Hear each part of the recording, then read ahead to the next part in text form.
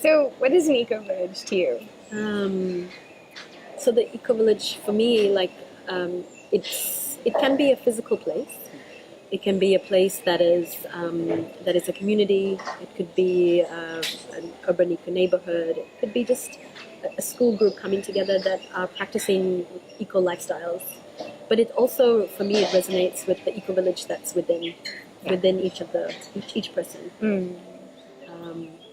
How we can be with ourselves, how we can dialogue, how can we live a beautiful, happy, sustainable lifestyle. Be happy with ourselves inside so that we can manifest it on the outside in all our interactions.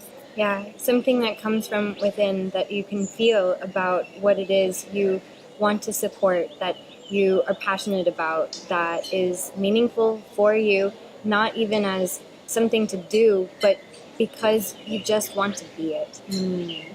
That gives us some type of a motivation and a reason, a purpose to continue with the work that we do. Right. Yeah. So that's why we're in Genoa, yeah? Yeah. And Genoa is also interesting because it is really a collection of people, of individuals, as well as projects and communities and schools and local government. And it's really like people discovering like who they are. And like you said, how can we do this work? How can we reflect what is inside to the outside? Yeah. And practice eco-village values and lifestyle within their communities. So it's in Genoa or in our region of Oceania and Asia, it's not just about like the physical intentional community. It goes beyond that. Right. Because we really do have village communities still existing where like even in the cities, people still live in community together. It's so strong here. Yeah. So how can we bring that rather than separate from that? Right. Bring this lifestyle. Yeah. And how can we interact with those who have been living a traditional lifestyle that we would consider eco-village, right, without needing to label it as something, but honoring what they already have and how we can reintegrate that back into our own awareness and the wisdom that naturally just came from the earth living and the intuitive connection with this planet that made them not a village in the way we might define it from a network perspective, but everything that was innate within them.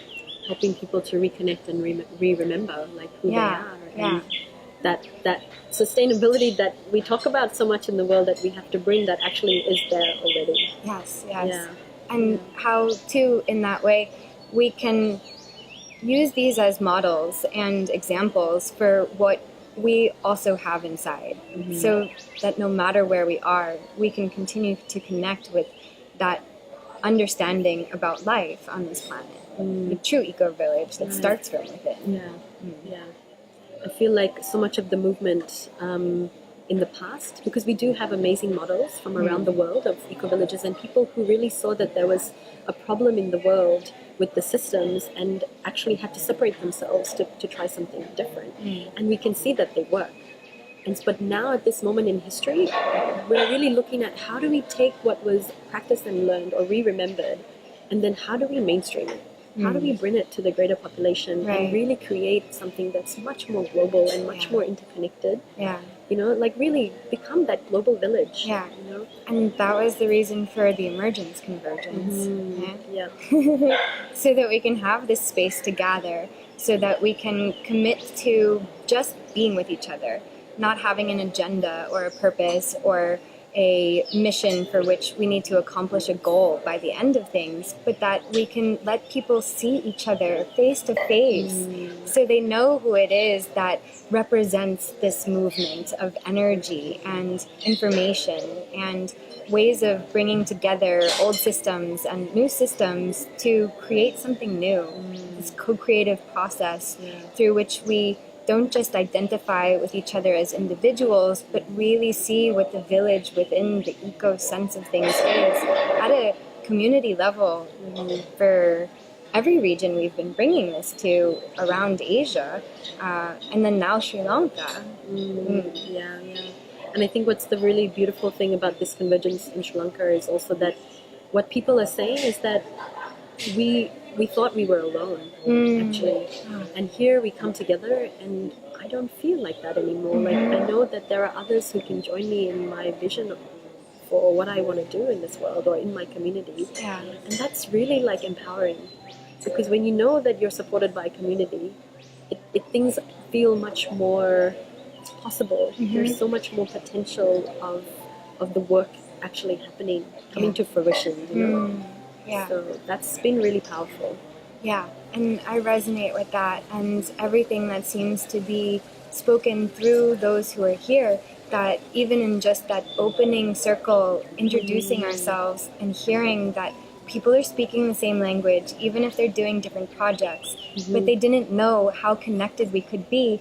If you're seeing someone who works on very direct sustainability projects or gardens and permaculture, to have a relationship with a social entrepreneur or a businessman or a government official or an artist, that somehow we're able to just see each other, and then through the seeing that emerges in joining together, something else is happening.